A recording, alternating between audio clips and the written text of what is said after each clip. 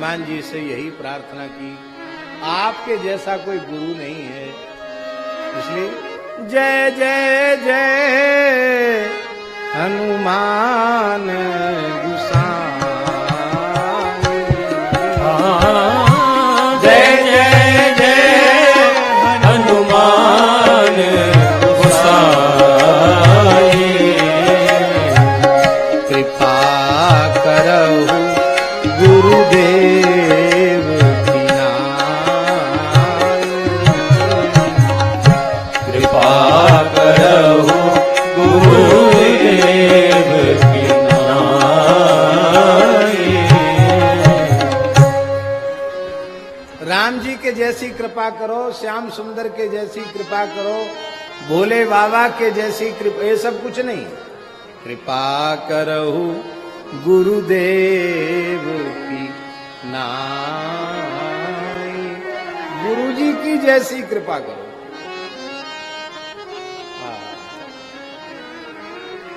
इसका तात्पर्य है गुरु से अधिक कृपालु दयालु इस अनंतानंत ब्रह्मांड में और कोई दूसरा नहीं।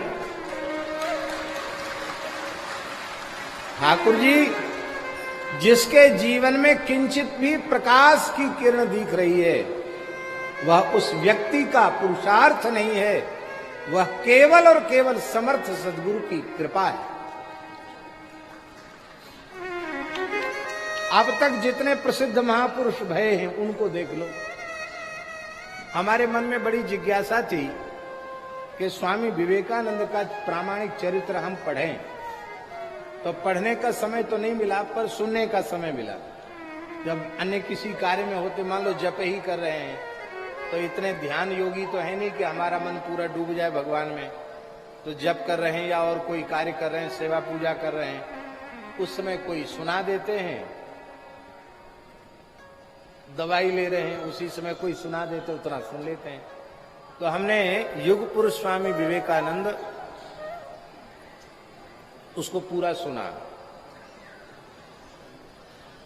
यद्यपि हमको कोई संकोच नहीं है कहने में, यद्यपि उनका जो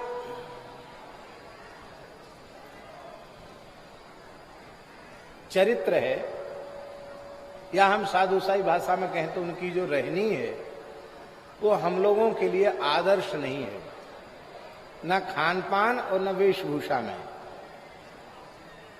और सभी विचारों में भी हमारी उनकी संगति नहीं है।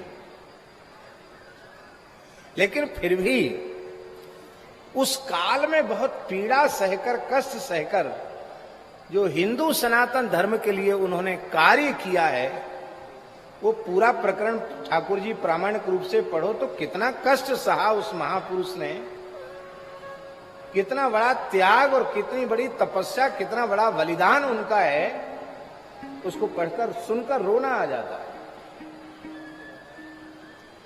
और ऐसी स्थिति में जहां कोई व्यक्ति उनका अपना नहीं था, ईसाई मिशनरियों के लोगों ने यही निश्चय किया कि इसको समाप्त ही कर दो, नहीं तो ये ईसाई मिशनरियों के लिए खतरा बन जाएगा। और उस समय क्या किया, विवेकानंद जी के चाय के प्याले में हालाहल विष मिला दिया गया, और ईसाई मिशनरियों का षड्यंत्र था।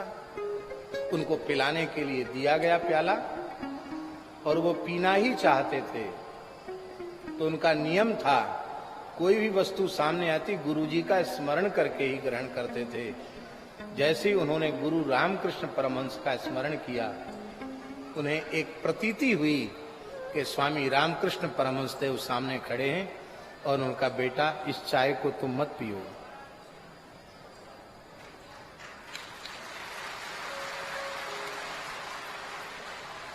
अमेरिका की धरती पर उस विष से रक्षा करने वाला कौन था? गुरु। तो जो भी प्रकाश 39 साल की आयु में ही उन्होंने प्रकाश करके भगवान के यहां गमन किया। ठाकुर जी सैकड़ों वर्ष में कोई इतना काम नहीं कर सकता, उतना काम मात्र 39 वर्ष की आयु में करके वो चले गए। वो किसकी सामर्थ्य थी? वो व्यक्ति की सामर्थ्य नहीं थी, ये गुरु कृपा की अद्भुत सामर्थ्य है। आज वर्तमान समय में हम सबके सामने प्रत्यक्ष उदाहरण के रूप में बागेश्वर वाले महाराज पंडित धीरेन्द्र कृष्ण शास्त्री ठाकुर जी के बिल्कुल निकट विराजमान हैं। अभी अपने जीवन के 25 शरद पूर्ण किए हैं आपने, 26वीं वर्ष में प्रवेश किया है, लेकिन जैसे पूरी दुनिया में तहलका मच गया। ठाकुर जी, हम लोग खूब कहते हैं प्याज लहसुन छोड़ दो, लोग दीक्षा लेके भी प्याज लहसुन नहीं छोड़ते। दीक्षा तो ले लेंगे और प्याज लहसुन नहीं छोड़ेंगे, और प्याज लहसुन नहीं छोड़ेंगे। इन्होंने पता नहीं कौन सा डंडा घुमाया। यहां होटलों पे लिखा हुआ है कि मांगने पर भी प्याज लहसुन यहां नहीं मिलेगा, इसलिए कृपया मांगकर शर्मिंदा न करें। यहां होटलों पे लिखा हुआ है। लाखों लोगों का मद्य मांस छूट गया, उनके व्यसन छूट गए, प्याज लहसुन तक छूट गया, और वो सीताराम सीताराम जपने लग गए। हनुमान चालीसा के 5-5 पाठ रोज करने लग गए। ये कितनी बड़ी जागृति सनातन धर्म की हुई। ये भी इनकी ताकत नहीं है, ना हम इनकी प्रशंसा कर रहे हैं। इनको समर्थ सिद्ध संत श्री सन्यासी बाबा ने अपनी कृपा का भाजन समझा। आपके समर्थ दादाजी ने आपको अपनी कृपा का पात्र समझा, और श्री बालाजी ने, बागेश्वर महादेव जी ने आपको अपनी कृपा का पात्र समझा। और प्रकाशिते क्वापि पात्रे, किसी पात्र में कृपा प्रकाशित होती है तो आज उस प्रकाश का लाभ मिला। ठाकुर जी कल यहां 12 लाख लोग उपस्थित थे, ये सरकारी रिपोर्ट है।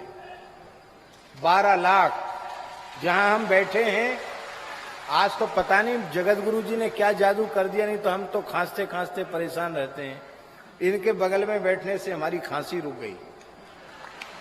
कल तो इतनी खांसी आ रही थी क्योंकि धूल यहां तक आ रही थी। हम लोग बड़े भाग्यशाली हैं। हम तो संतों से एक ही प्रार्थना करते हैं कि हमारे वर्तमान बागेश्वर महाराज को आप सब ऐसा आशीर्वाद दें, इनको काहू बुरी नजर वाले की नजर न लगे। ये निरंतर प्रकाश करते चलें, और यह विनम्रता का भाव। महाभारत में महाराज जी लिखा है, महाभारत के अनुशासन पर्व में बहुत ही सुंदर बात, पूरा अध्याय कंठस्थ करने योग्य है। उसमें भीष्म और युधिष्ठिर के संवाद में लिखा है कि जो व्यक्ति अपनी सेवा से, आज्ञा पालन से अपनी जन्मदात्री माता को प्रसन्न कर लेता है, उस व्यक्ति को धरती के संपूर्ण सुख प्राप्त हो जाते हैं। क्योंकि जन्मदात्री माता साक्षात पृथ्वी स्वरूपा है, तो माता की संतुष्टि धरती की संतुष्टि है। हमें बड़ी प्रसन्नता है कि आप अत्यंत श्रद्धा पूर्वक अपनी जन्मदात्री माता को प्रणाम करते हैं। माता जी उधर बैठी हैं, कहीं से आते हैं तो जाते हैं तो माता जी की आज्ञा के बिना कोई कार्य नहीं करते हैं। उनकी प्रसन्नता का पूरा ध्यान रखते हैं, मातृ पितृ भक्त हैं। और महाराज जी लिखा है कि पिता को सेवा से, आज्ञा पालन से यदि कोई जातक संतुष्ट कर ले तो उसको स्वर्ग के सुख धरती पर भोगने को मिल जाते हैं, क्योंकि पिता स्वर्ग है। और उसी प्रकरण में भीष्म जी कहते हैं, जो अपनी सेवा से और आज्ञा पालन से गुरु को प्रसन्न कर लेता है, वत्स युधिष्ठिर वह जीव तो ब्रह्मलोक का भी अतिक्रमण कर जाता है। ब्रह्मलोक के अतिक्रमण की बात है, मानो वो प्रकृति मंडल से ऊपर त्रिपाद विभूति भगवान के नित्य साकेत गोलोक वैकुंठ, वो जिस स्वरूप को प्राप्त करना चाहे उस स्वरूप को वह प्राप्त कर लेता है। तो इससे हमारे मन में बड़ी प्रसन्नता है। ये फोटो स्टेट हमको दे दो उठा के, हम एक दो पंक्ति कह करके हमको जाना तो है। अब इन सब महापुरुषों का प्रवचन भी होगा, लेकिन हमको लगता है कि हमको सुनने का सौभाग्य नहीं मिलेगा, सबका आशीर्वाद मिलेगा, हमको मध्य से ही जाना पड़ेगा।